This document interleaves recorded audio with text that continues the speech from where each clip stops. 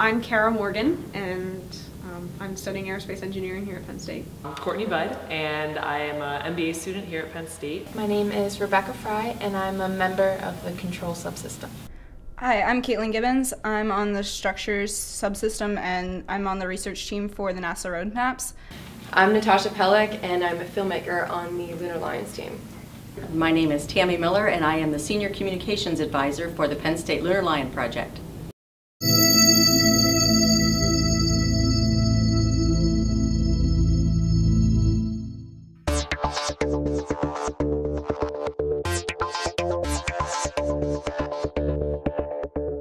My long-term goal is that eventually I'm going to be a technical leader in a company that works on space exploration satellites. I really like systems engineering and controls engineering, which is why I'm part of the control subsystem. During all the meetings, every time I come, I'm always amazed by all the upperclassmen and how much they seem to know and how well spoken they are about all of their fields. So I hope through the Lunar Lions and my next 4 years here at Penn State, I'll be able to get to that point as well. Developing my communication skills, not only written and verbal, but also with persuasion, and working amongst different departments like on finance, and also working with engineers and people that don't have business experience, and kind of looking at different levels within business, people that don't have experience and also that are more well-versed in business terms as well. The end goal on this project, of course, is to get to the moon.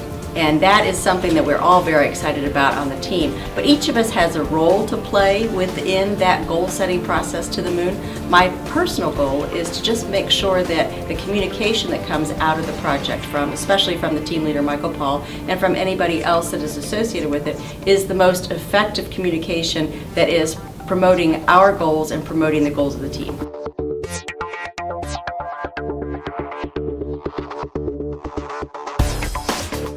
I'm not intimidated by the fact that it's all guys, because I'm in aerospace engineering anyways, so I'm kind of used to that. I'm kind of used to there being very little female representation. I mean, I hear the average number of females in aerospace engineering per class is around 6 out of 100, so.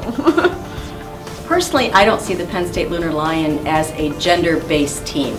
I don't feel that it's male-dominated. I feel that we truly are part of a larger team, whether men or women, and our mission to the moon. What's really nice about it is everyone on the team, from the team leader Michael Paul all the way to everybody else involved, makes you feel like it is more of a team effort, and we really don't see the gender lines as much. As a woman, I don't see any difference between myself and a man. I think that today, especially in America, especially at Penn State, there's this balance of equality and there's also this intellectual freedom. It's pretty normal. All of my life I've grown up around mostly guys, and ever since elementary school I was one of very few girls in the class, and even in high school I've been the only girl or one of very few in classes, so this is pretty normal, but I would like to see more girls come into the team.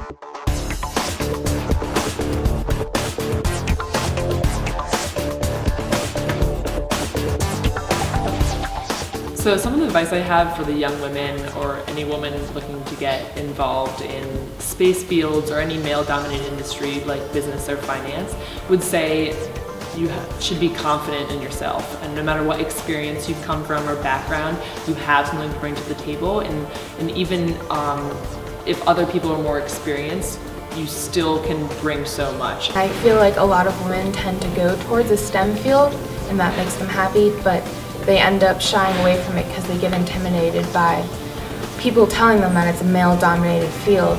I don't think women should look at themselves as being women in a male-dominated field. They should be scientists and engineers just like everyone else.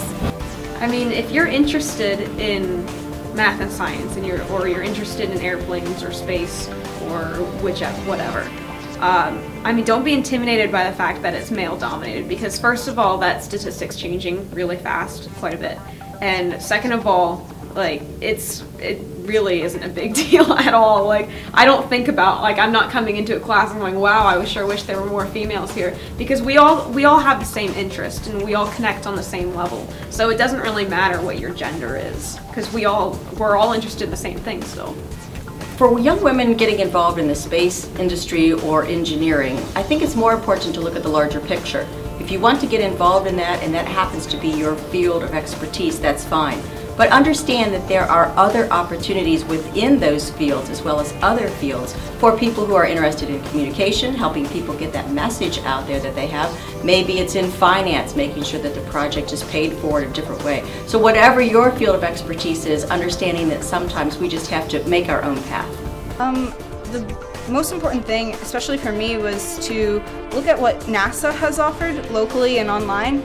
My high school didn't have a very strong science curriculum, so I went online and found that there was an online learning community sponsored by NASA called Inspire, and through that program it gave me confidence in my STEM abilities and helped me get interested in STEM careers. Another great program is called the Sister Program. It's run out of Goddard Space Flight Center, and that gives an opportunity for middle school girls to come to Goddard for a week in the summer and experience all the non-traditional STEM careers. And the last thing is to apply for internships.